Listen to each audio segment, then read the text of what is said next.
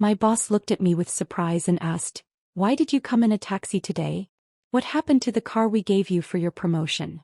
Before I could say anything, my husband from HR smiled and said, "Her sister uses that car now." My boss went quiet for a moment, and what he did next made me truly proud. "Why did you come in a taxi today?" Elena Rodriguez was looking at me with concern, her voice gentle but direct. My boss, the woman I respected more than anyone in the company, had just asked me the question I'd been dreading for 3 weeks. "What happened to the car we gave you for your promotion?" I could feel Owen's presence beside me in that conference room like static electricity.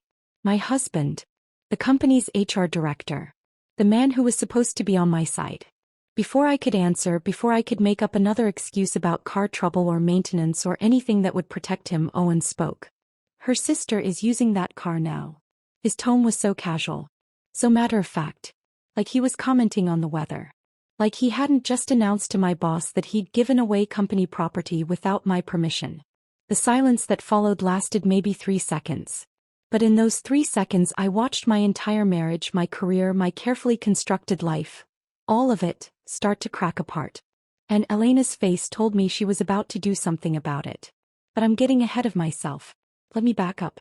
Let me tell you how I got to that conference room, to that moment, to the point where my own husband could casually destroy me in front of my boss without even looking up from his phone.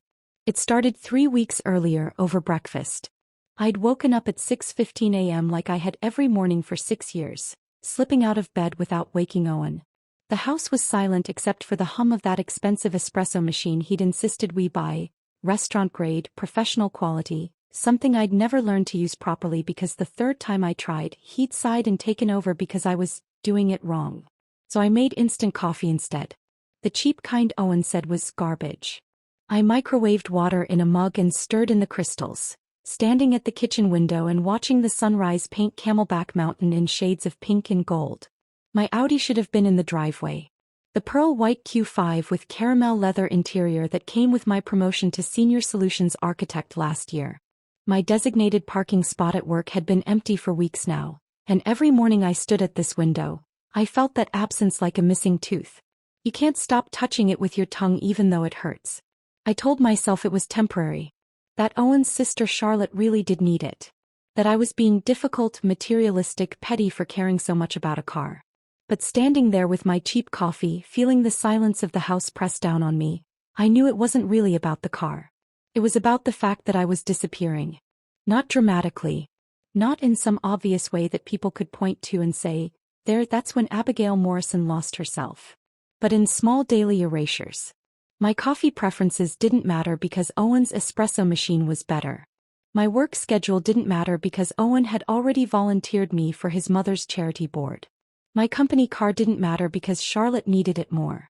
My voice, my choices, my needs, all of them filed under not important right now until there was almost nothing left. That particular morning 3 weeks ago, Owen had been sitting at the kitchen island scrolling through his phone with one hand, eating steel-cut oats with the other. His personal trainer recommended them. High-fiber, sustainable energy. We'd stopped buying the cereal I liked 6 months ago. "Charlotte's Jeep is in the shop," he said without looking up. His voice was casual, distracted. "She's got that big interview Tuesday. Think she could borrow your car for a couple days." I'd hesitated, my fork halfway to my mouth. The Audi wasn't really mine, not the way Owen made it sound. It was company property assigned to me as part of my promotion package. My name was on the registration. I was responsible for it. If Charlotte got into an accident, got a ticket, anything, I'd be the one answering to Scottsdale Tech's legal team. "I don't know if that's a good idea," I started to say. "It's technically company property and I'm liable if..." Owen's eyes flicked up from his phone. Just for a second. But that look said everything.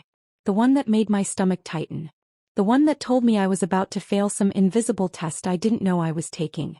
"You don't trust my family, do you?" His voice was quiet, almost sad. "After everything they've done for us?"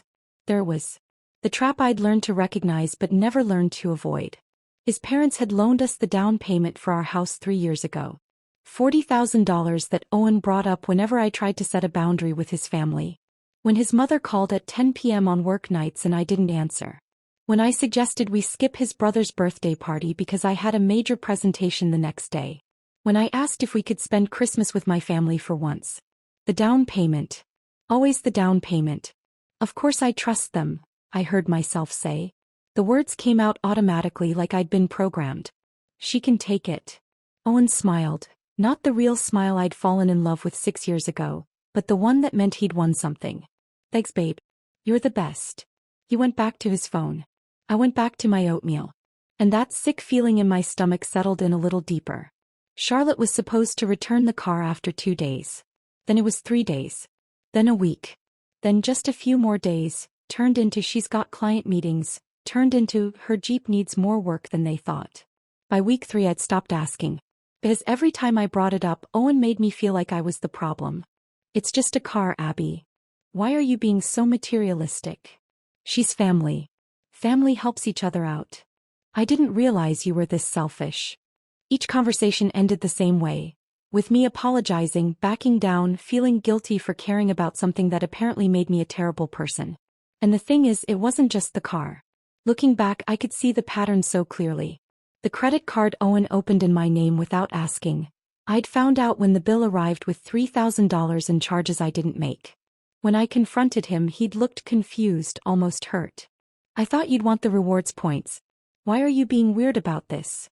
The vacation days I'd lost because he volunteered me for his mother's charity board without checking my schedule first.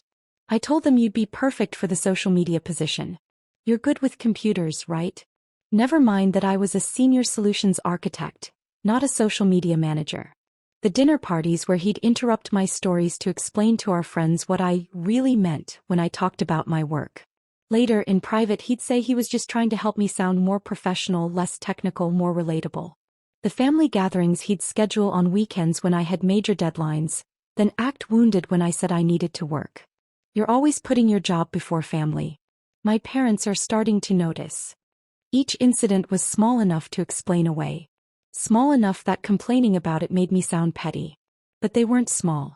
They were pieces of myself I was handing over one after another until I barely recognized the woman in the mirror. The promotion to senior solutions architect should have changed things. It was the achievement I'd worked toward for 5 years. Validation that I was good at what I did. A 20% raise that meant I was finally earning close to what Owen made. Instead, it became another thing Owen managed. Don't brag about it too much, he told me the night I got the news. People will think you're arrogant. Let me handle the announcement at the company social. I know how to position these things. So at the celebration dinner the company threw, Owen gave the toast about my promotion. Owen explained to everyone what my new role would entail. Owen got to be proud while I stood there smiling, nodding, feeling like a prop in my own success story. Now 3 weeks into taking taxis to work, that feeling had evolved into something I couldn't ignore anymore. The rideshare drivers saw it. The way I'd climb into their beat-up Toyotas wearing expensive work clothes, apologizing for needing to get to Scottsdale by 9 a.m., checking my phone anxiously as traffic crawled. My team saw it. The careful glances they'd exchange when I rushed in 13 minutes late, flustered and apologetic, my hair still damp because I'd had to wait for the rideshare instead of leaving on my own schedule. I'd been the first person in the office every morning for 3 years. Now I was the one who couldn't get it together, who smelled like someone else's vanilla air freshener, who was always running behind. My assistant Jennifer had started giving me those looks. The kind you give someone who's falling apart but won't admit it. Everything okay, Abigail? She'd asked yesterday, her voice gentle. Fine, I'd said automatically. Just some car trouble. She'd nodded, but her eyes said she didn't believe me. The worst part wasn't the logistics or even the money, though watching $15 to $20 disappear every morning added up fast. The worst part was Owen's complete indifference to what this was costing me. Every morning I'd ask about the car. Every morning he'd have a reason why Charlotte needed it just a few more days. When I pushed harder, his patience would evaporate. It's just a car, Abby. Why are you making everything so difficult? And I'd back down. Because somewhere in the past 6 years I'd learned that pushing back cost more than giving in. That Tuesday morning, the morning of the leadership meeting, I'd paid the taxi driver $14 and rushed into the building with 8 minutes to spare. My phone had buzzed with a text from Elena. Asterisk leadership meeting at 9. Conference room B. Don't be late. Asterisk. I'd made it to my desk, grabbed my laptop and walked into that glass-walled conference room at 8:58 a.m. My team was already there. Marcus with his thermal coffee mug. Jennifer with her color-coded planner. The two new hires whose names I kept mixing up. And Owen. Standing next to Elena in his navy suit and burgundy tie, wearing his HR director smile. We'd left home together 40 minutes earlier in tense silence. Now he looked at me like I was just another employee. The meeting started normally enough. Elena discussed Q4 priorities. Marcus presented the new client dashboard.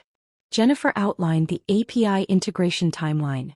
I tried to focus, but I could feel Owen's presence like a low-voltage current running through the room. Then the meeting ended. People started gathering their laptops, checking their phones, preparing to leave. Abigail, can you stay for a minute? Elena's voice was kind but firm. I froze. Owen was still there, standing by the window with his phone, pretending not to listen. Elena closed the door. And that's when she asked the question that would change everything. Why did you come in a taxi today? The question hung in the air between us. Elena's dark eyes were fixed on mine, concerned but patient. Waiting. What happened to the car we gave you for your promotion? My throat felt tight. I could feel Owen's presence behind me like heat from a furnace. He'd been standing by the window when Elena asked me to stay, pretending to scroll through his phone. But I knew he was listening. I knew that stillness in his posture. The way he held himself when he was absorbing every word, cataloging every response, preparing his counterargument. 6 years of marriage had taught me to read him better than he ever bothered to read me. My mind raced through possible answers. Maintenance issues. Something vague about scheduling conflicts. All the lies I'd been telling myself for 3 weeks, now ready to be deployed to protect him. To protect us. To maintain the carefully constructed image of Abigail Morrison, senior solutions architect, who had her life together. But my mouth wouldn't form the words. And before I could force them out, Owen spoke. Her sister is using that car now. His voice was pleasant. Casual. The same tone he used when mentioning he'd picked up dry cleaning or confirming dinner reservations. Like he was commenting on something completely ordinary and unremarkable.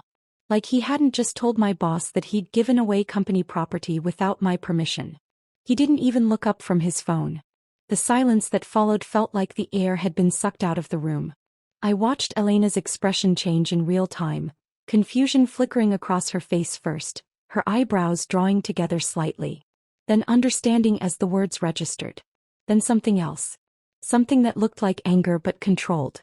Held behind the professional mask she wore so well. Her eyes moved from Owen to me and I saw the question in them before she spoke it. I'm sorry, Elena said slowly, her voice carefully neutral. Did you just say her sister is using a company vehicle? Owen finally looked up from his phone. His smile was still in place. That easy, charming smile that had gotten him through 1,000 difficult HR conversations. It's temporary, he said as if that explained everything. Family situation.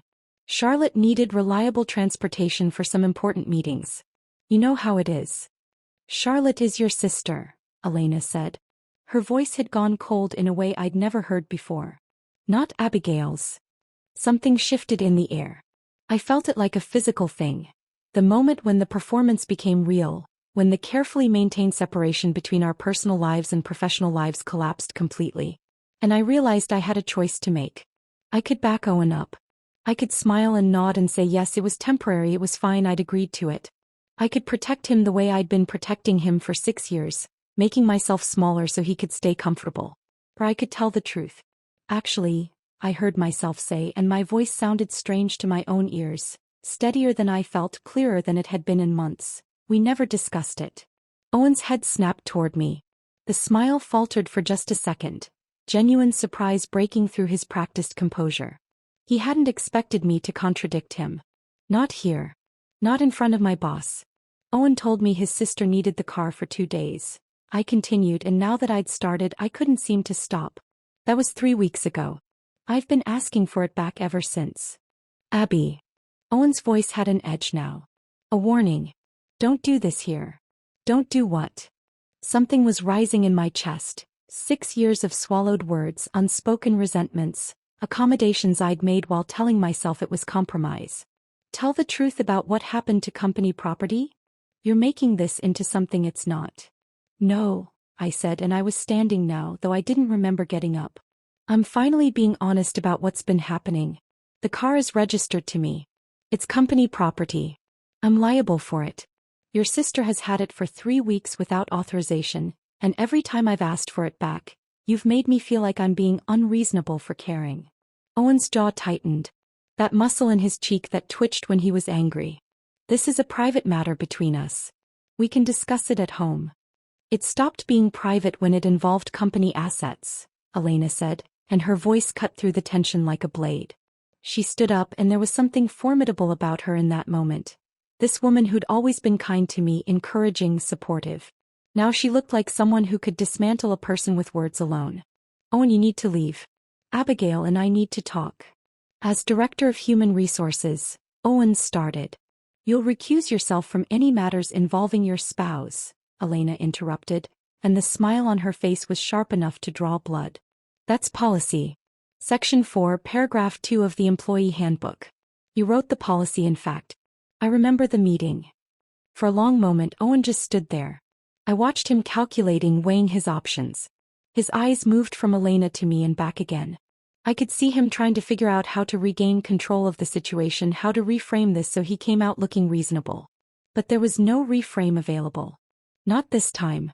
He straightened his tie with sharp, precise movements. Fine, he said, his voice tight. I'll be in my office if you need me. He picked up his phone and walked to the door. His hand was on the handle when he paused, looking back at me. Not at Elena. At me. The expression on his face was one I'd seen before. Usually late at night after I'd pushed back on something he wanted. After I'd set a boundary he didn't like. After I'd made him feel like he wasn't in control. It was disappointment mixed with something colder. Something that said, you'll regret this. Then he was gone, the door clicking shut behind him with a soft, final sound. I stood there in the sudden silence, my heart pounding, my hands trembling slightly. I'd just contradicted my husband in front of my boss. I'd just made our private dysfunction public. I'd just blown up whatever fragile peace we'd been maintaining. And I had no idea what happened next. Elena gestured to the chair across from her. Sit down, Abigail. Her voice was gentler now. I sat, my legs feeling unsteady. I'm going to ask you some questions, Elena said, settling back into her own chair. And I need you to be completely honest with me. Can you do that? I nodded, not trusting my voice. How long has Charlotte had your car? 3 weeks. Almost 3 weeks exactly. And you agreed to let her borrow it? I hesitated. Owen asked if she could use it for a couple of days. Her Jeep was in the shop. He had an interview. I said yes because I stopped, unsure how to explain the trap of that conversation, the way Owen had made it impossible to say no without seeming heartless. Because. Elena prompted gently. Because saying no would have made me look like I didn't trust his family. And his parents loaned us money for our house, and Owen reminds me of that whenever I try to set boundaries with them. Elena's expression didn't change, but I saw something flicker in her eyes. Go on. It was supposed to be 2 days. Then it turned into more. Every time I asked when I'd get it back, Owen had a reason why Charlotte needed it longer. Client meetings. Networking events. Her Jeep needed more work. And when I pushed, he'd make me feel like I was being materialistic and selfish. Like caring about the car meant I was a bad person. The car is company property, Elena said. Assigned to you as part of your compensation package. You're responsible for it. I know. I tried to explain that to Owen, but he said I was hiding behind policy to avoid helping family. Elena was quiet for a moment, her fingers drumming softly on the conference table. Then she asked a question that made my stomach drop. Abigail, is this the first time Owen has used his position or your relationship to influence your professional life? The question sat between us like a live grenade. I thought about the credit card Owen had opened in my name without asking. The way he'd pressured my supervisor to lower my performance ratings because he said it wouldn't look right if I got top marks while other people were being managed out. The vacation days I'd lost because he'd volunteered me for things without checking my schedule. The promotion opportunities I'd missed. And now I wondered if Owen had anything to do with those too. I thought about Vanessa, the woman I'd later learn had worked under Owen years ago, who'd quit because he'd made her work life unbearable after she set boundaries with him. I thought about 6 years of small erosions, tiny compromises, moments where Owen had made me question my own judgment and perception until I couldn't trust myself anymore. "No," I said quietly. "It's not the first time." Elena leaned forward, her expression serious. "I need you to tell me everything, Abigail. Not just about the car. Everything.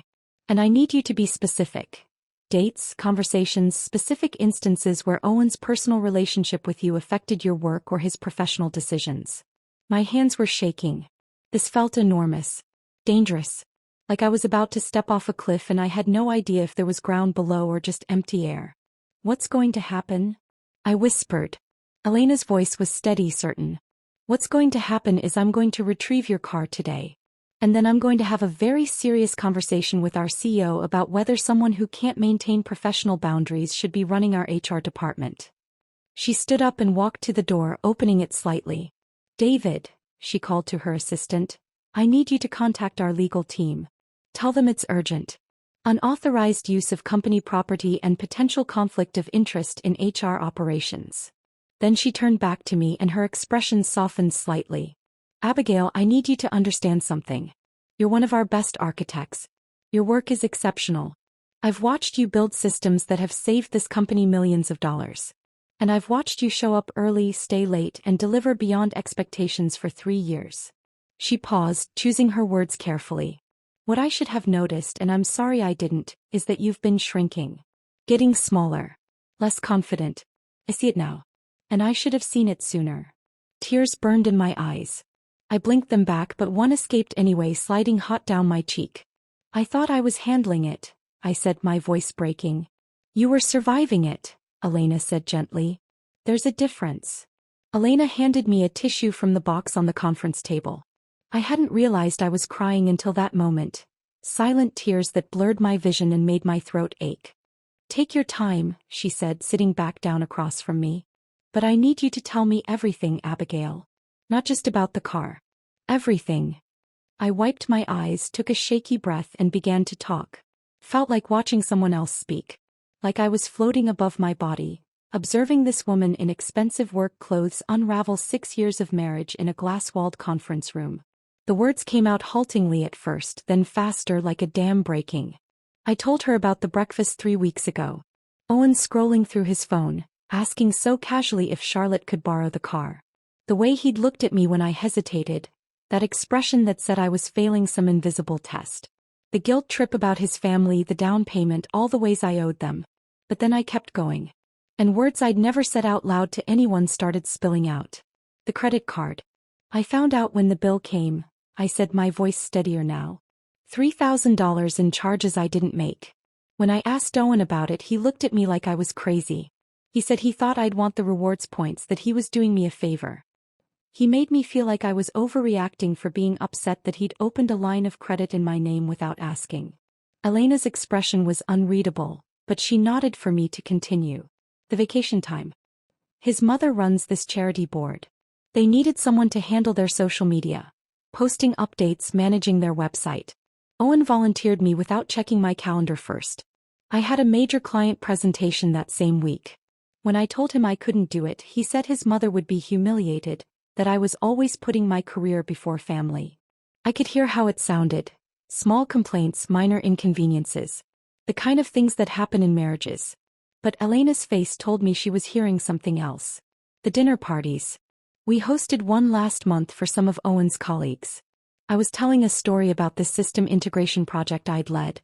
It was complex, took 6 months, saved the company about $2 million in operational costs. Owen interrupted me halfway through. He explained it differently, made it sound simpler, less technical. More accessible, he said later. He said I was boring people with jargon, that I needed to learn how to communicate with normal people. My hands were shaking. I pressed them flat against the table. The thing is, these all felt small at the time. Individual incidents that I could explain away. But sitting here now, saying them out loud, I can see a pattern, Elena finished quietly. "You can see a pattern." I nodded, not trusting my voice. Elena was quiet for a long moment, her dark eyes thoughtful. Then she leaned forward slightly and asked the question that made my entire world tilt on its axis. Abigail, has Owen ever used his position as HR director to influence decisions that benefited his family or friends? The air in the room felt thin. I could hear the hum of the air conditioning, the distant sound of voices in the hallway outside, my own heartbeat pounding in my ears. I thought about Trevor Owen's cousin. Fresh out of community college, barely any experience, but somehow he'd gotten hired into IT despite bombing half his technical interview. I'd heard about it from Marcus, one of the interviewers, who'd been confused when Trevor got the offer despite his recommendation not to hire. Owen had been on that hiring panel. I thought about Owen's college roommate, different Marcus, not my colleague, who'd gotten promoted to team lead in the sales department over two people who'd been with the company longer and had better performance records. Owen had consulted on that promotion decision. I remembered him mentioning it casually over dinner, saying he'd put in a good word. And then I thought about last month. My direct supervisor Paul pulling me aside in the hallway, looking uncomfortable, his eyes not quite meeting mine. Owen thinks maybe we should rate you meets expectations instead of exceeds this quarter, Paul had said carefully, quietly, like he was embarrassed to even be having the conversation. My stomach had dropped. Why? He's worried about optics. With the recent layoffs and performance management initiatives, he thinks it won't look right if you get top marks while other people are being managed out. You understand, right? I'd understood that my own husband was sabotaging my career to avoid the appearance of favoritism. I'd understood that my actual performance didn't matter as much as how it looked. I'd understood that I was supposed to accept a lower rating, a smaller bonus, diminished recognition, all to make Owen's job easier. And I'd accepted it without fighting. Because fighting Owen never ended well. Yes, I told Elena now, my voice barely above a whisper. Yes, he has. Elena's expression went from concerned to something harder. Something cold and sharp. I need you to document everything, she said, and her voice had taken on a different quality. Not my kind boss anymore, but someone who was preparing for war. Dates, conversations, specific instances. Every time Owen influenced a hiring decision, a promotion, a performance review. Every time he used his position to benefit himself or his family or his friends. Can you do that? What's going to happen? I asked. The question came out small, frightened. Elena stood up and there was steel in her posture. What's going to happen is I'm going to retrieve your car today. The legal team will send Charlotte a formal demand letter. If she doesn't return it by tomorrow morning, we'll escalate appropriately. She walked to the door and opened it. David, she called to her assistant, I need you to get Richard Chin on the phone. Tell him it's urgent. And contact our legal team. I need them to draft a demand letter for return of company property within the next hour. He turned back to me. And then I'm going to have a very serious conversation with our CEO about whether someone who can't maintain professional boundaries should be running our HR department. My heart was racing. Elena, I don't want to get Owen fired. This isn't about what you want, Elena said, and her voice was firm but not unkind.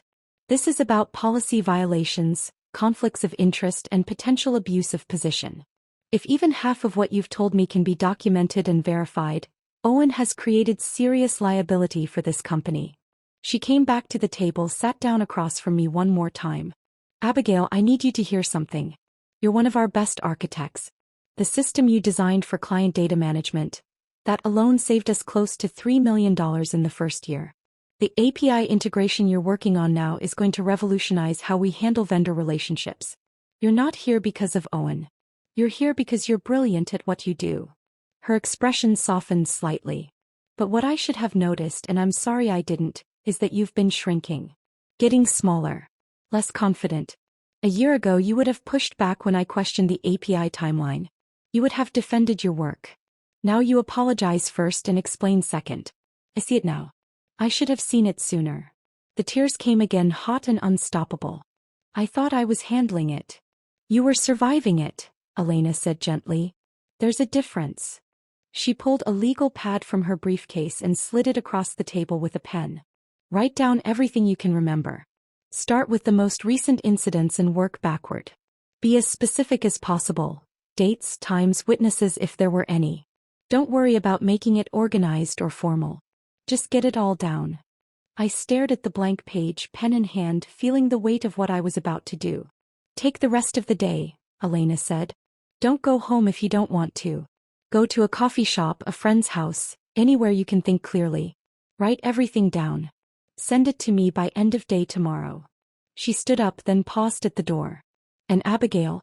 What Owen did, making you feel crazy for having normal boundaries, using his position to control you, volunteering you for things without consent. That has a name. And it's not okay. Not in a marriage, and definitely not in our workplace.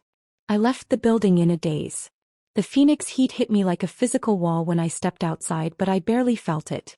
I got into a ride-share, another $14 I couldn't really afford, and gave the driver the address of a coffee shop in Scottsdale I used to go to before Owen decided it was overpriced and pretentious. The coffee shop was busy with the late morning crowd. I ordered something expensive without looking at the price, found a corner table and sat there staring at my phone. 17 missed calls from Owen. 23 text messages. We need to talk. Come home. Why are you ignoring me? This is ridiculous, Abby. You're making a huge mistake. My mother is calling me. What did you tell Elena? Answer your phone. I turned the phone face down and tried to breathe. My hands were still shaking. Everything felt surreal. The normalcy of the coffee shop. People on laptops working, couples having conversations, someone's child coloring at a nearby table. The world going on as usual while mine fell apart. I needed to talk to someone. Someone who would tell me if I was overreacting, if I was making too big a deal out of this, if I was about to ruin my marriage over things that didn't really matter. I picked up my phone and called Rachel. She answered on the second ring. Hey, I was just thinking about you. What's up? Rachel, my voice cracked. Something happened at work. With Owen. I need to talk to you. Her tone changed immediately, sharpening with concern. What did he do? So I told her. All of it. The car, the conference room, Elena's questions, the investigation that was about to start. The words tumbled out faster than I could organize them, overlapping and circling back, but Rachel listened without interrupting. When I finished, there was a beat of silence. Then, he did what? Her voice was sharp with fury. Abby, that's not just inconsiderate. That car is your compensation. Your property. Your responsibility. What he did, that's financial abuse. He knew exactly what he was doing. He said it was temporary, I heard myself say weakly. That I was being selfish about family. His family, not yours, Rachel shot back. And he's an HR, he knows company policy better than anyone. He knew giving away your company car without authorization was wrong. He counted on you being too nice to call him out on it. He was right. I'd spent 6 years being too nice. 6 years making myself smaller. 6 years accepting less and less until there was almost nothing left. And it had cost me everything.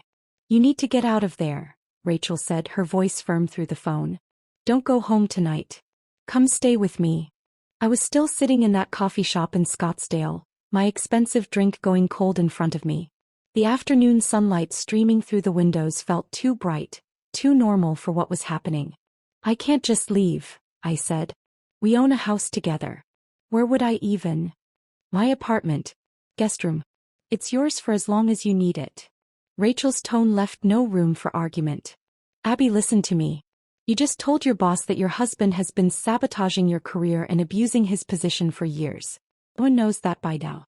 Do you really want to be alone with him tonight? My hands went cold. I hadn't thought that far ahead. Hadn't considered what would happen when Owen and I were in the same house after what I'd done. Pack a bag, Rachel said. I'm serious. Get what you need and come here. We'll figure out the rest tomorrow. I thanked her and hung up. Then I sat there for another 20 minutes staring at my phone, watching the messages from Owen pile up. The tone had shifted from demanding to angry to something that made my stomach twist. You've made a huge mistake. My mother is devastated. I hope you're proud of yourself.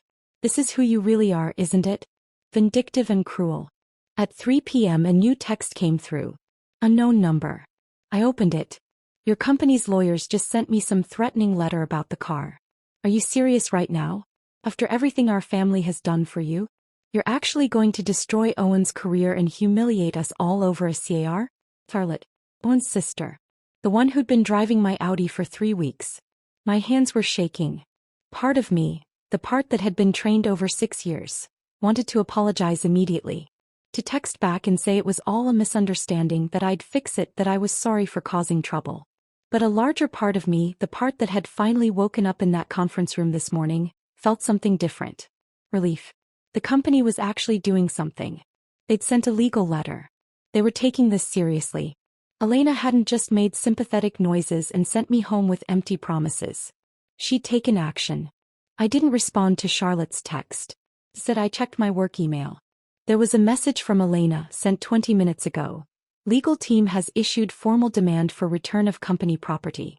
Vehicle must be returned to Scottsdale Tech Plaza parking lot by 10 a.m. tomorrow, or we will involve law enforcement. You did the right thing, Abigail. I screenshot the email and saved it to 3 different places. Then I turned my phone completely off. I needed silence. Space to think. Room to process what I'd just set in motion without Owen's rage or his family's guilt trips or the constant buzz of notifications telling me I was a terrible person. I ordered another coffee, this one I actually drank, and opened my laptop. The legal pad Elena had given me was in my bag. I pulled it out and started writing. Everything I could remember.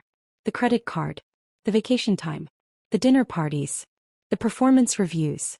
The more I wrote, the clearer the pattern became. By the time I looked up, it was after 5 p.m. The coffee shop was quieter now, the afternoon crowd replaced by students with textbooks and a few people on dates. I packed up my things, called a rideshare, and headed home. I had to go back eventually. I needed clothes, my toiletries, important documents. I couldn't avoid Owen forever. But when the driver pulled up to my house at 7 p.m. and I saw Owen's Range Rover in the driveway, my heart started racing. I paid the driver and walked to the front door. My hands were shaking as I unlocked it. Owen was in the kitchen, pacing. His tie was loosened, his face red, his hair disheveled like he'd been running his hands through it. The second I walked in, he spun toward me. "Do you have any idea what you've done?" His voice was loud, sharp, filled with barely controlled rage. I'd heard this tone before, usually late at night after I'd pushed back on something he wanted.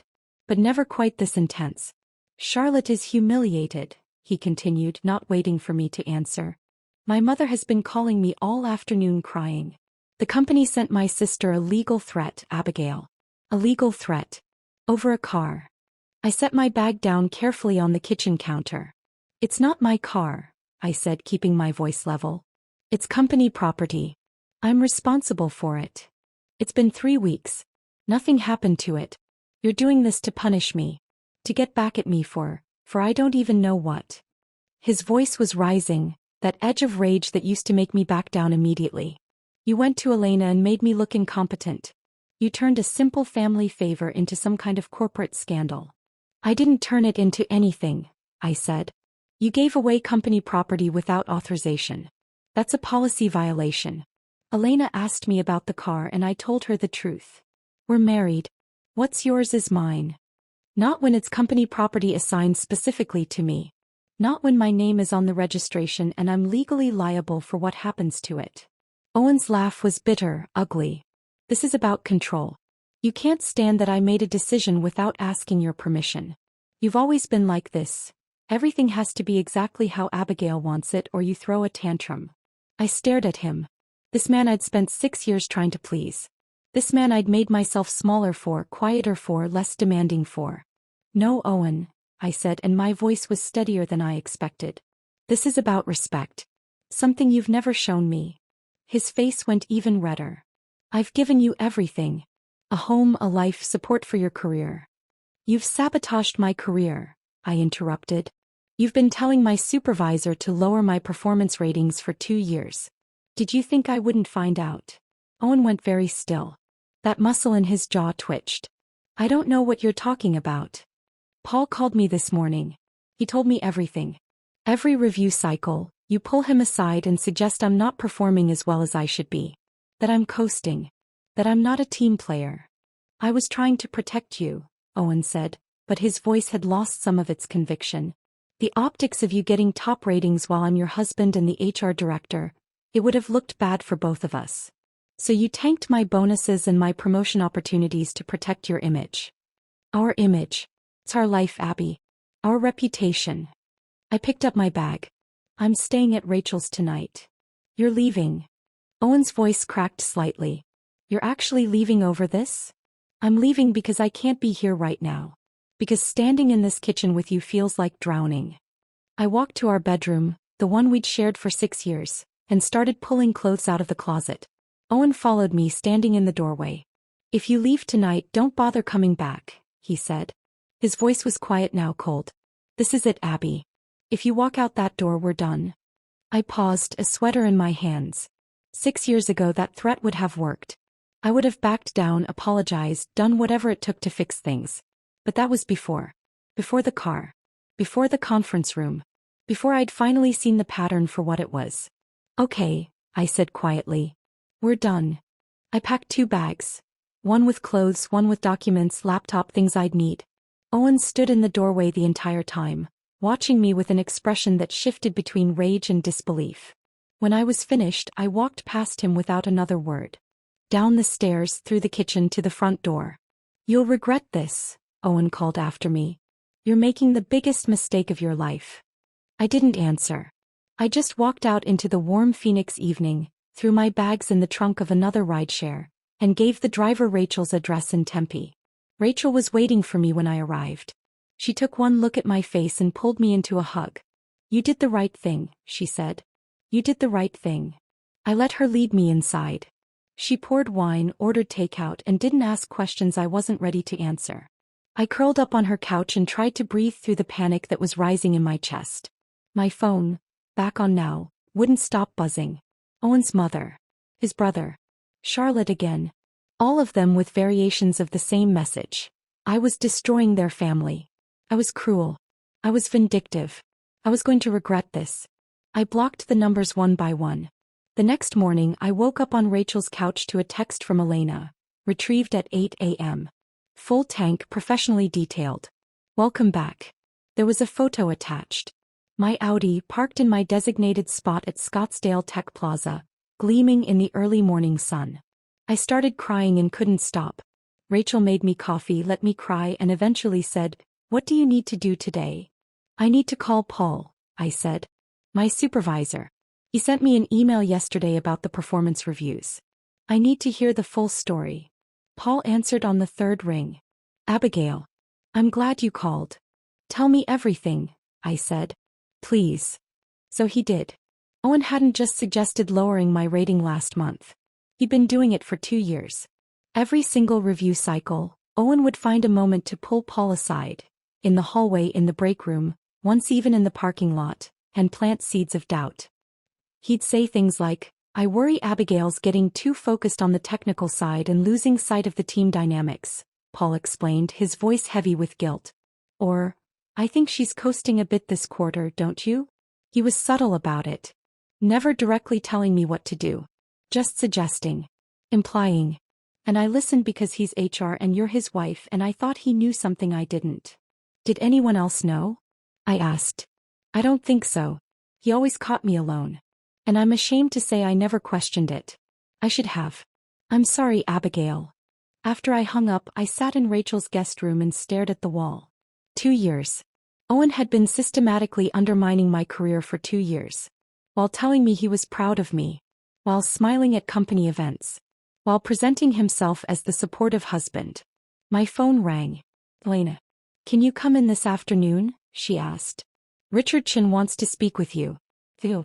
We're moving forward with a formal investigation, and we need to ask you some questions." "What kind of questions?" "Everything, Abigail. Every interaction you've had with Owen at work. Every decision he may have influenced. Every time he used his position inappropriately. We need a complete picture." I arrived at the office at 2 p.m. Elena met me in the lobby and walked me to a conference room I'd never been in before. One of the executive-level rooms with leather chairs and a view of the entire tech park. Richard Chin was there. So were 2 people I didn't recognize. A man and woman in expensive suits with legal pads and recording equipment. "Abigail," Richard said, standing to shake my hand. "Thank you for coming in. These are our outside counsel. We've brought them in to ensure this investigation is handled properly. Please sit down."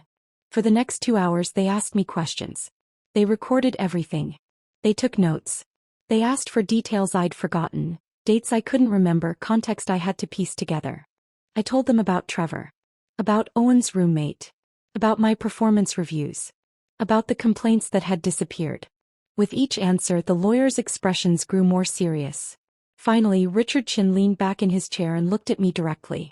Abigail, what you've described represents serious violations of company policy and professional ethics. We're going to be placing Owen on administrative leave effective immediately while we complete this investigation. We take these allegations very seriously. I nodded, unable to speak. We'll be in touch, Richard said. Thank you for your honesty.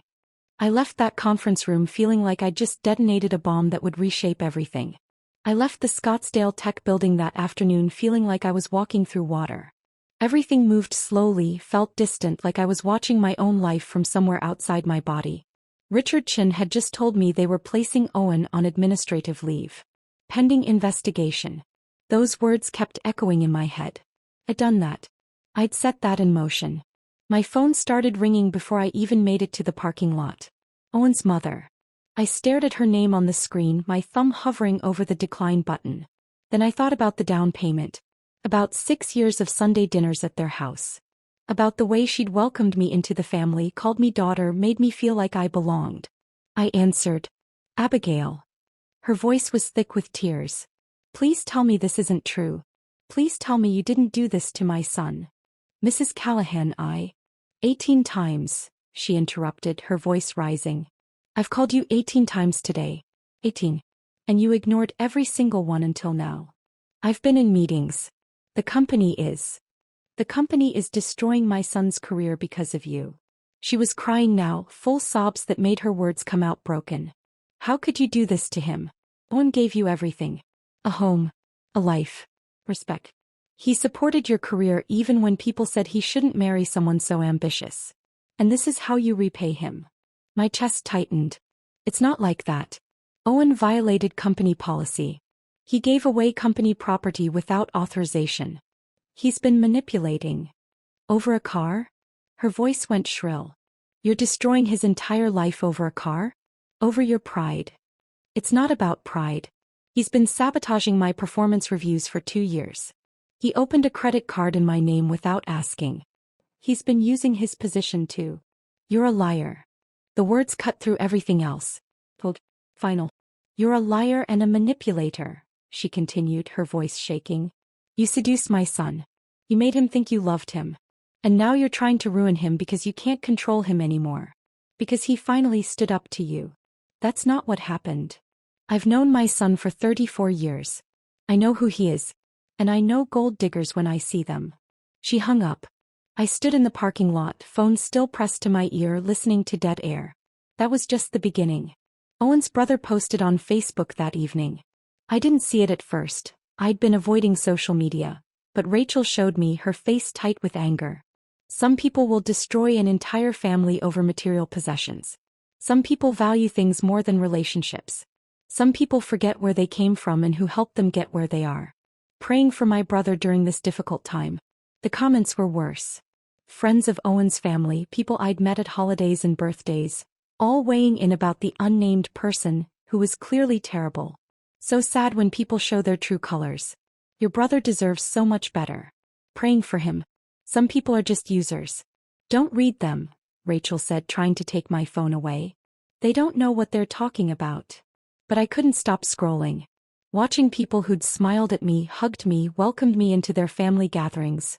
Watching them all decide I was the villain without knowing any of the actual story. Owen's aunt left a voicemail the next day. I'd met her maybe twice. Once at the wedding, once at a Christmas party 3 years ago. Her voice was cold, clipped. I just want you to know that we see you for what you are. A gold digger who never appreciated what this family did for you. Owen's mother is devastated. His father can barely function. You've destroyed a good man's reputation, his career, his life. For what? Because you didn't get your way? I hope you're happy with yourself. I hope it was worth it. Charlotte's text came that night. 5 paragraphs. Single-spaced. It started with a list of every sacrifice Owen had supposedly made for our marriage. How he'd taken the HR director job at Scottsdale Tech instead of the higher-paying position in California because I didn't want to move. How he'd supported me through difficult periods when I was struggling with work stress. How he'd defended me to his family when they worried I was too career-focused to be a good wife. None of it was true. Or rather, all of it was true in some alternate version of reality where Owen was the hero and I was the difficult, demanding wife who needed to be managed. The text ended with, "I hope you're happy. You've destroyed a good man. A man who loved you. A man who gave you everything. And for what? The car. Your pride.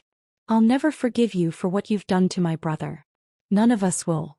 I sat on Rachel's couch reading that text over and over until the words blurred together. "They're wrong," Rachel said, sitting next to me. "You know that, right? They're completely wrong." "Are they?" My voice came out small.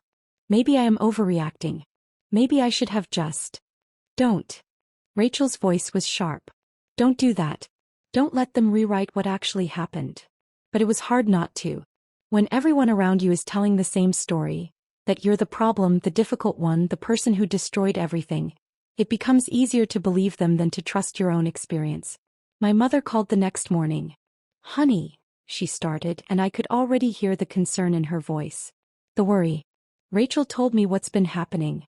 With Owen and the company and everything." "Did she tell you what Owen did?" "She told me there was some situation with a car. And that you're staying with Rachel now."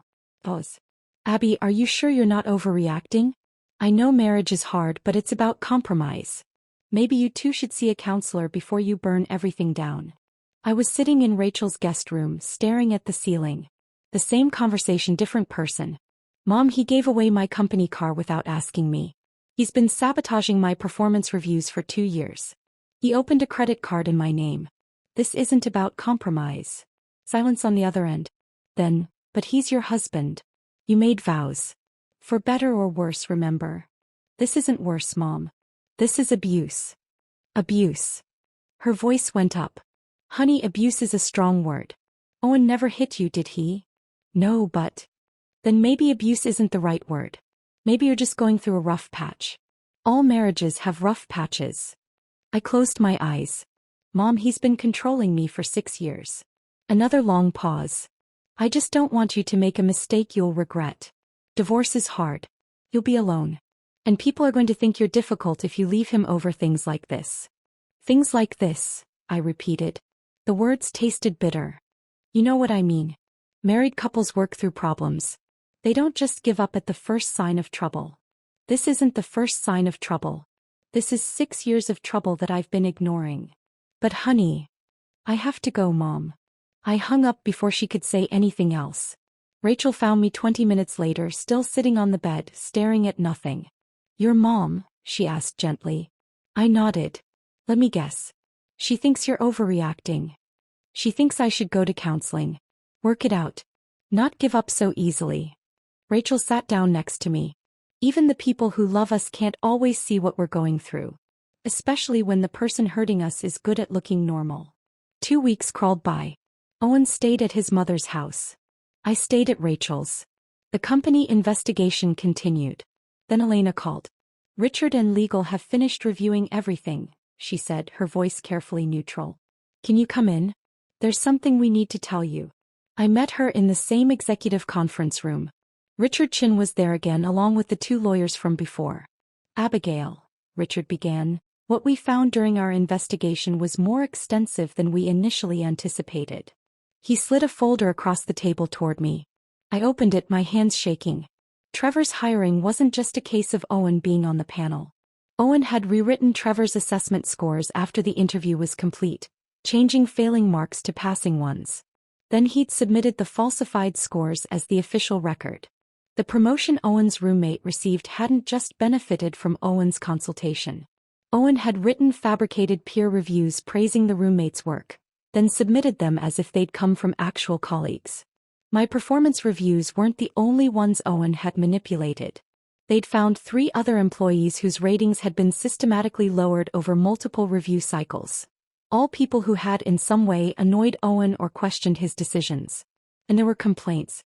Harassment complaints that had been filed with HR, filed with Owen, that had disappeared without proper investigation because the accused employees were people Owen liked or had relationships with. This represents systematic abuse of position over multiple years, Richard said.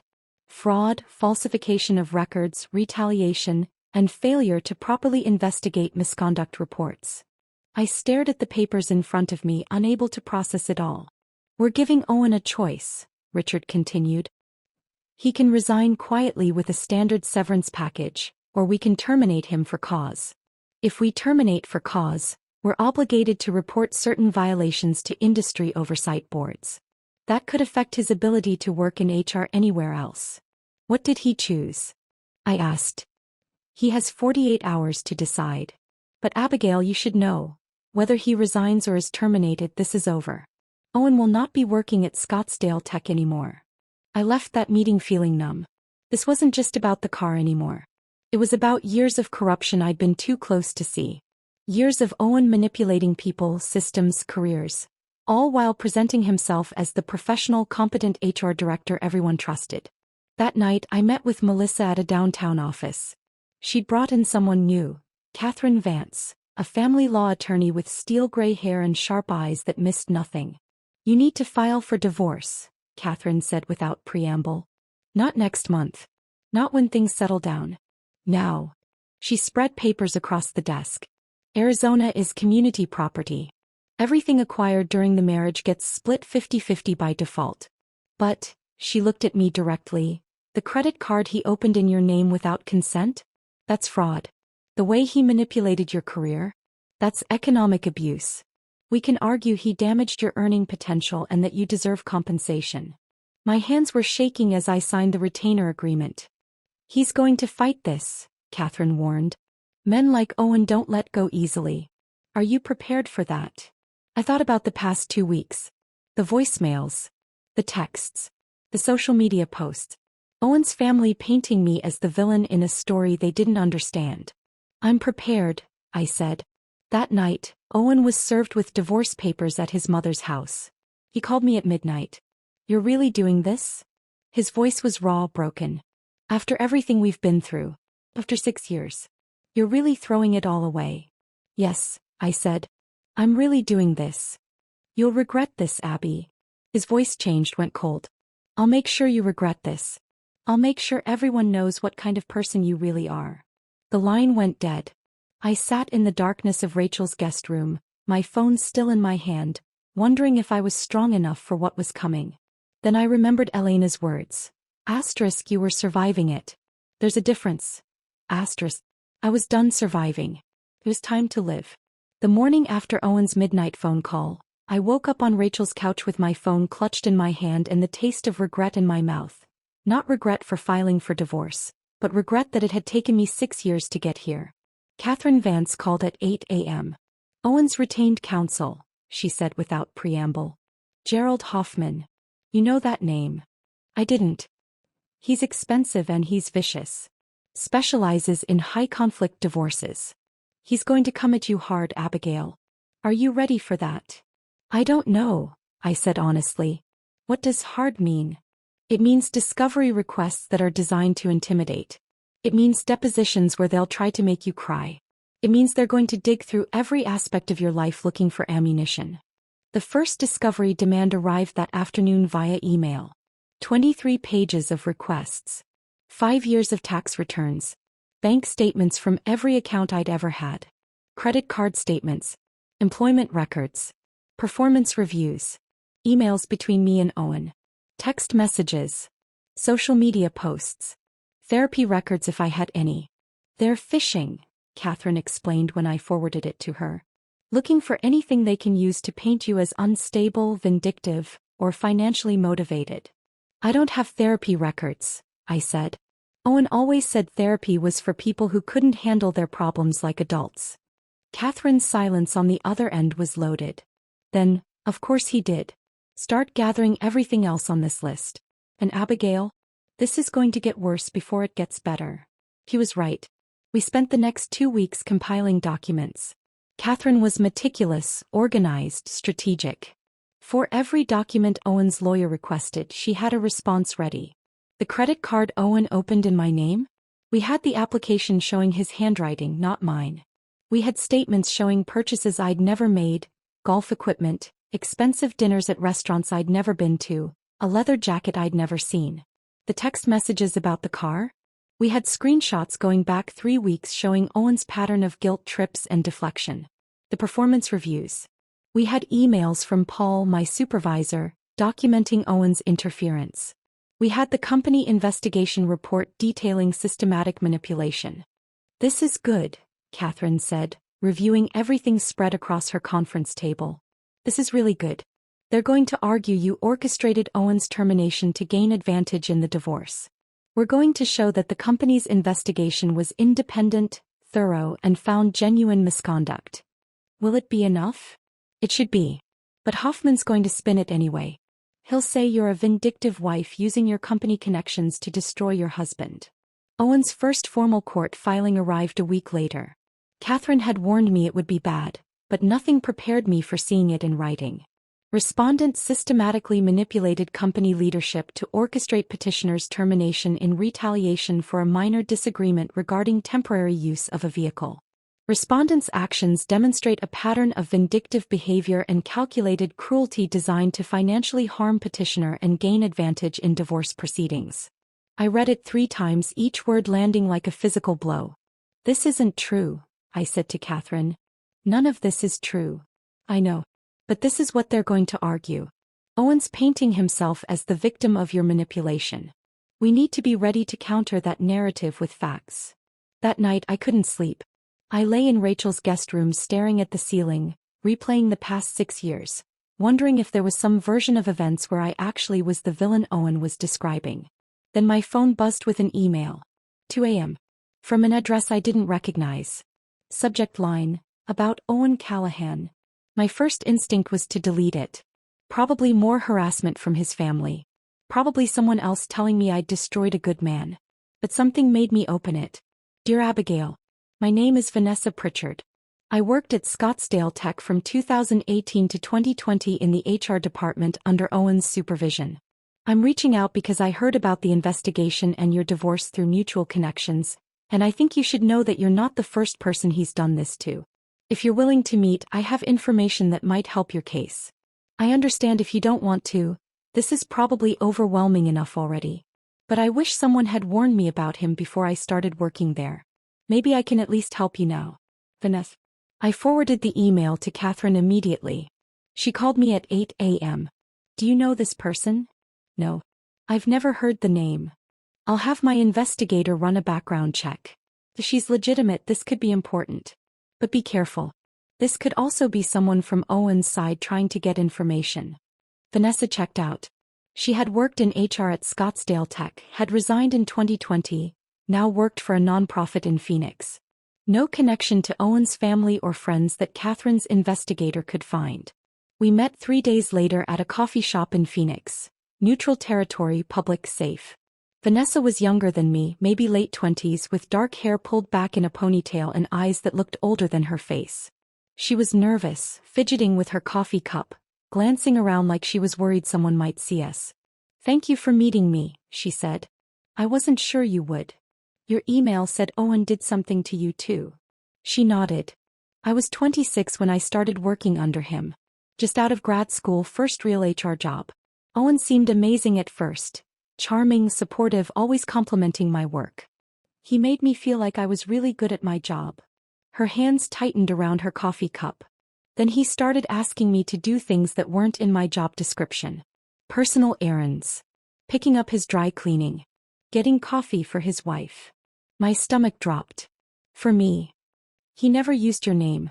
Just, my wife. He'd say things like, my wife is really demanding today. I need you to grab her favorite coffee so she's in a better mood. Or, my wife doesn't appreciate how hard I work, but you get it, don't you? I felt sick. I thought I was being helpful, Vanessa continued. Thought I was showing initiative.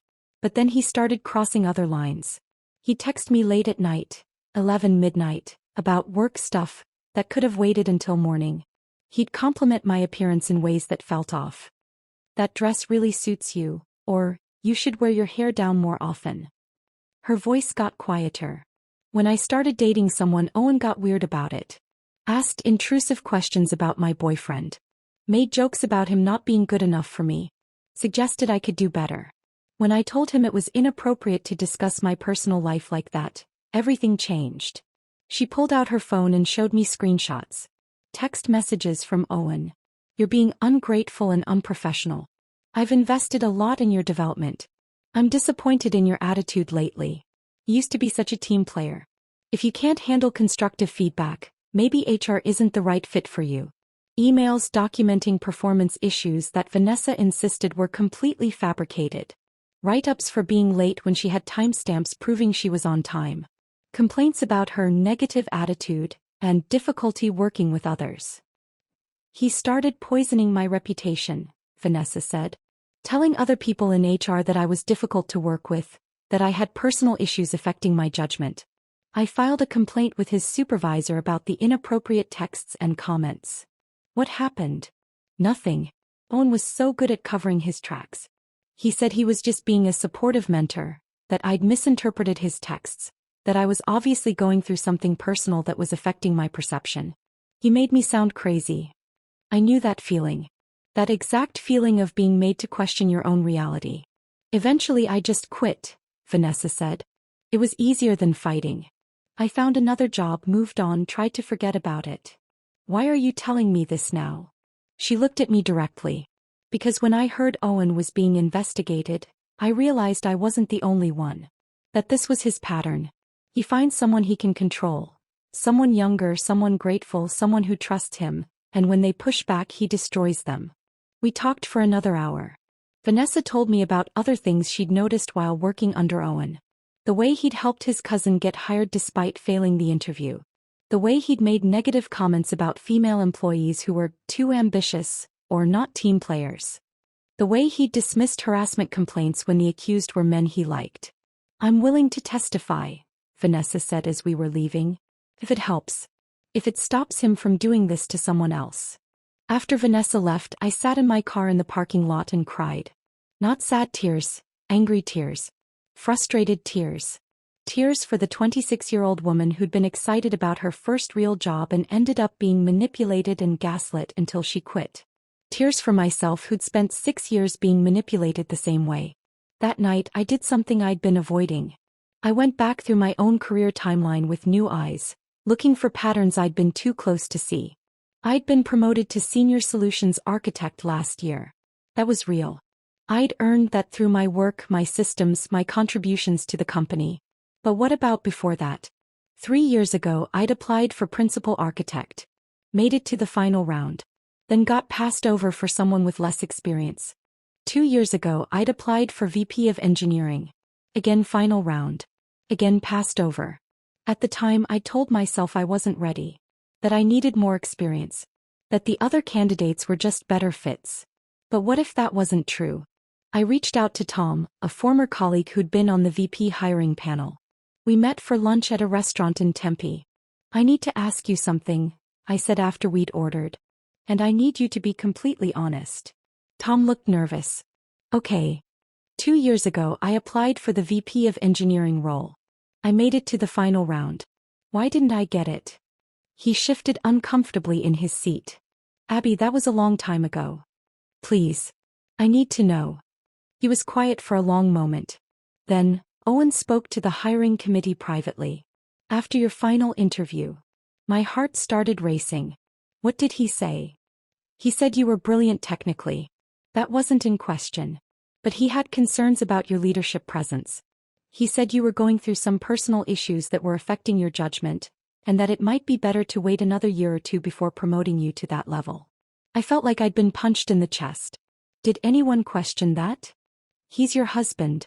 We assumed he knew you better than we did. I drove back to Rachel's apartment in a daze. Sat in her guest room doing math in my head. VP of Engineering would have meant a 40% salary increase. Equity. A seat at the executive table. How much money had I lost because Owen quietly undermined me? How many opportunities had slipped away because the man who claimed to love me was systematically sabotaging my career? I pulled out my laptop and started making a list. Every promotion I'd applied for. Every opportunity that hadn't worked out. Every time I'd been passed over and told myself I just wasn't ready yet. The pattern was there. Clear and undeniable once I knew to look for it. Owen hadn't just been manipulating my performance reviews for 2 years. He'd been sabotaging my entire career trajectory from the beginning. I sent Catherine everything I'd discovered. The list of promotions I'd been passed over for. Tom's admission about Owen's interference in the VP hiring process. The timeline showing exactly how much money and opportunity I'd lost because my own husband had been quietly sabotaging me. "This is explosive," Catherine said when we met the next day. "This isn't just about the car or the credit card anymore. This is systematic economic abuse. We're going to use this." The divorce hearing was scheduled for the first week of March, 8 months after I'd filed. 8 months of discovery, depositions, legal maneuvering. 8 months of Owen's lawyer Gerald Hoffman trying to paint me as vindictive and unstable. 8 months of waiting to tell my truth in a room where it would actually matter. The night before the hearing I couldn't sleep. I lay in Rachel's guest room, which had become more my room than a guest room at this point, staring at the ceiling, rehearsing what I'd say on the stand. "You're going to be great," Rachel said, bringing me tea at 2 a.m. "You've got the truth on your side. What if the truth isn't enough? It will be. Catherine's good. The evidence is bulletproof. And Abby, you're finally going to get to say everything you've been holding in for 6 years." The courtroom was smaller than I'd expected. Beige walls, fluorescent lighting, that particular smell of old carpet and air conditioning. Owen was already there when I arrived, sitting at a table with Gerald Hoffman. He was wearing a charcoal suit, perfectly tailored, his hair styled, his expression carefully neutral. He looked like the Owen everyone else saw.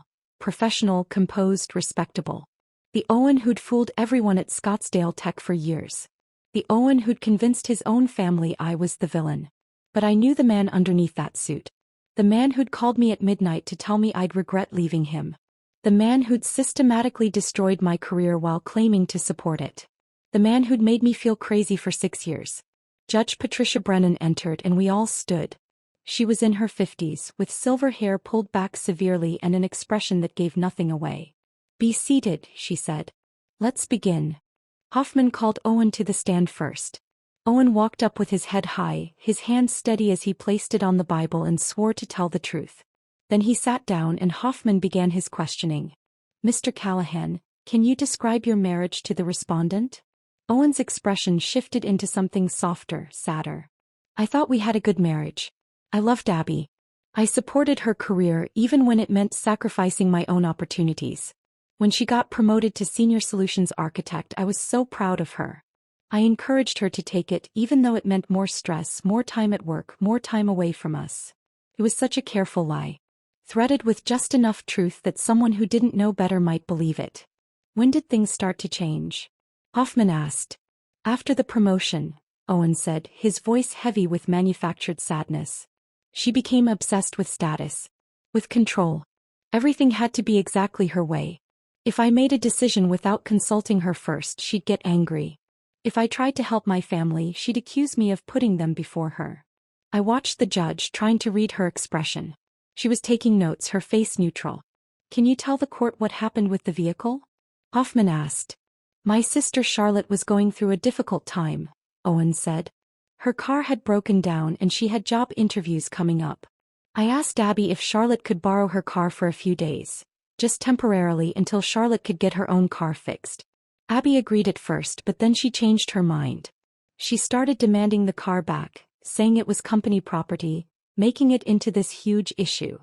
His voice caught slightly, like he was struggling to maintain composure.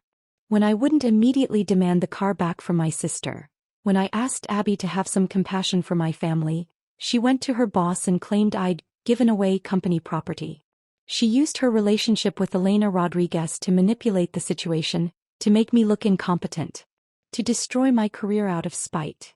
I felt Catherine's hand on my arm, steadying me. "Keep calm," the touch said. "We'll get our turn." Hoffman walked Owen through more of the narrative. How I'd supposedly orchestrated the company investigation. How I'd filed for divorce not because of any real problems, but because I wanted to punish him for not letting me control every aspect of our lives. It was a masterful performance. Owen's voice was steady, sincere, wounded. He looked like a man who'd done everything right and been betrayed by a wife who'd changed into someone he didn't recognize. When Hoffman finished, Catherine stood up. "Mr. Callahan," she said, her voice pleasant, almost conversational. You testified that you were a supportive husband who encouraged your wife's career. Is that correct? Yes. You were proud of her promotion to Senior Solutions Architect? Of course. Catherine walked to her table and picked up a thick folder. Then can you explain these emails? She pulled out printouts, handed copies to the judge. To Hoffman, held one up for Owen to see. These are messages from you to Paul Henderson, Mrs. Morrison's direct supervisor, dated over a 2-year period. In them, you repeatedly suggest that her performance ratings should be lowered. In one email from October 2023 you write, I think Abigail's getting a bit too confident. Maybe a meets expectations rating would help keep her grounded. Can you explain that? Owen's face had gone slightly red. That's taken out of context. I was trying to protect her from appearing to receive preferential treatment because she's married to the HR director. Protect her, Catherine repeated. By damaging her performance record and costing her bonuses. That's not what I... Or what about this text message? Catherine held up a screenshot. This is from you to Mrs. Morrison, dated September of last year. Quote, you're getting too ambitious for your own good. Maybe you should focus more on our marriage and less on climbing the corporate ladder. Does that sound supportive? I was concerned about her work-life balance. Or this voicemail? Catherine pressed a button and Owen's voice filled the courtroom crystal clear. Paul, it's Owen. Listen, I know Abby applied for that principal architect position, but I really think she's not ready for that kind of pressure. She's been dealing with some personal issues lately that are affecting her judgment. Maybe it's better to wait another year or two before promoting her. Just my thoughts, but I wanted to share them with you. The silence in the courtroom was absolute. Those personal issues you mentioned, Catherine said. What were they? Owen shifted in his seat. I don't recall specifically. You don't recall? You told your wife's supervisor she had personal issues affecting her judgment, and you don't remember what those issues were. It was 2 years ago. Or were you simply lying to prevent her from getting promoted? Objection, Hoffman said. Argumentative. Sustained, the judge said. But her expression had changed. She was looking at Owen differently now. Catherine spent the next hour systematically dismantling Owen's narrative. She presented the company investigation findings, page after page documenting Owen's misconduct. She presented Vanessa's testimony about his pattern of manipulation. She showed the credit card application with Owen's handwriting, the statements showing thousands in purchases I'd never made. She showed evidence that Owen had manipulated hiring decisions, promotion decisions, performance reviews. Not just mine but other employees too. By the time she was finished, Owen's wounded dignity had evaporated. He sat in the witness chair looking cornered, trapped, his face flushed with barely contained rage. No further questions, Catherine said. Then it was my turn. Catherine called me to the stand. My hands were shaking as I placed them on the Bible as I swore to tell the truth. But when I sat down and looked out at the courtroom, at Owen's red face, at the judge's neutral expression, at Catherine's steady, encouraging nod, something inside me settled. Mrs. Morrison, Catherine began, can you describe your marriage to Owen Callahan? I took a breath. I spent 6 years making myself smaller so Owen could feel bigger, I said. I apologized for having needs. I accepted blame for his anger. I believed him when he said I was too sensitive, too demanding, too ambitious.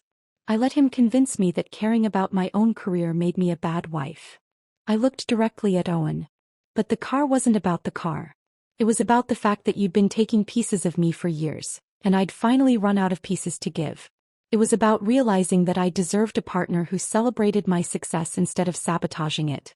It was about choosing myself for the first time in 6 years.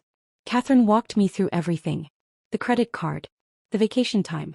The performance reviews. The lost promotions. Each answer felt like removing a weight I'd been carrying. When it was Hoffman's turn to cross-examine me, he tried his best. Suggested I'd orchestrated Owen's termination. That I'd manipulated the investigation. That I was playing the victim to gain sympathy. But I didn't waver. I reported unauthorized use of company property, I said clearly. The investigation found misconduct that had nothing to do with me. Owen destroyed his own career. The judge took 2 days to issue her ruling. When we returned to court, Judge Brennan's expression was severe. I've reviewed all the evidence, testimony, and documentation presented in this case, she began. What I've seen is a disturbing pattern of financial manipulation, professional sabotage, and emotional abuse masquerading as marriage. She awarded me the house. The one Owen's parents had helped us buy, the one he'd claimed entitled him to a larger share. She ordered Owen to pay me compensatory damages for the career opportunities I'd lost due to his interference. $75,000. She denied his request for alimony. She ordered him to reimburse me for half of all the fraudulent credit card charges. Mr. Callahan, Judge Brennan said, looking directly at Owen, you used your position, your marriage, and your family connections as weapons to control and diminish your wife. You sabotaged her professionally while claiming to support her. This court finds your conduct reprehensible. Owen's face was white with rage. As we left the courtroom, he tried to approach me. Catherine stepped between us. My client has nothing to say to you. Owen's voice was low, bitter. You'll never be happy, Abby. I looked at him, this man I'd spent 6 years trying to please, and felt nothing but pity. I'd rather be alone, I said, than be with someone who made me feel alone. I walked out of that courthouse into bright March sunlight, and for the first time in 8 months I could breathe fully. Catherine walked beside me, her briefcase in one hand, her phone already out to field calls from other clients. You did great in there, she said. I mean it. You were clear, composed, honest. The judge saw exactly what Owen is. Thank you, I said. For everything. That's my job. She stopped at her car, turned to face me. But Abigail, what you do next, that's the important part. Don't spend the next year looking back. Look forward. Build something new. I took her advice. The divorce was finalized in April. By May, I'd moved out of Rachel's guest room, where I'd lived for nearly a year, and into a small apartment in Scottsdale. 1 bedroom, big windows, a balcony that overlooked the city. It was mine. Not ours. I furnished it slowly, deliberately. A couch I picked out myself. Deep blue, comfortable, nothing like the stiff beige thing Owen had insisted on. Art on the walls that I actually liked. Abstract pieces with bold colors that made me happy when I looked at them. A kitchen table where I could spread out my laptop and work without someone telling me I was too focused on my career. Work became my refuge and my redemption. I threw myself into the API integration project that had been delayed during all the chaos. Stayed late, came in early, built something I was genuinely proud of. My team noticed the difference. The way I'd stopped apologizing before I spoke. The way I made decisions with confidence instead of second-guessing every choice. Jennifer, my assistant, pulled me aside one day in June. I don't know what happened, she said, but you're different. Better. More like the person I thought you were when I first started working for you. I'm just finally being myself, I told her. In September, 6 months after the divorce was finalized, Elena called me into her office. I walked in to find not just Elena, but Richard Chin, the CEO, waiting for me. My stomach dropped. Is something wrong? Quite the opposite, Richard said, gesturing for me to sit. We're creating a new position. VP of Solutions Architecture. The board met yesterday and unanimously agreed that you're the right person for the role. I stared at them, unable to process what I was hearing. Elena's been singing your praises for months, Richard continued. The API integration project came in ahead of schedule and under budget. The client retention rate in your division is the highest in the company. You've mentored 2 junior architects who are now outperforming people twice their age. Abigail, you're exactly what this company needs in leadership. I don't know what to say. Elena smiled. Say yes. You've earned this 100 times over. And Abigail, this time, there's no one whispering in anyone's ear that you can't handle it. The promotion came with a 40% raise, equity, a larger team, and a seat at the executive table. The same executive table where decisions about my career had been made in rooms I'd never been invited into. I hired 2 new architects that fall. Both women, both brilliant, both hungry to prove themselves. I mentored them the way I wished someone had mentored me, without games or manipulation, just honest feedback and real support. I spoke at a conference in Seattle in October. Then another in Austin in November. By December, I'd published 2 papers on systems architecture and security protocols that got picked up by industry journals.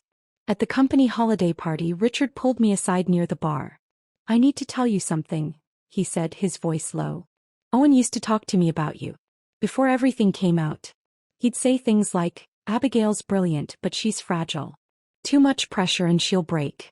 We need to be careful about how much responsibility we give her. I'm ashamed to say I believed him.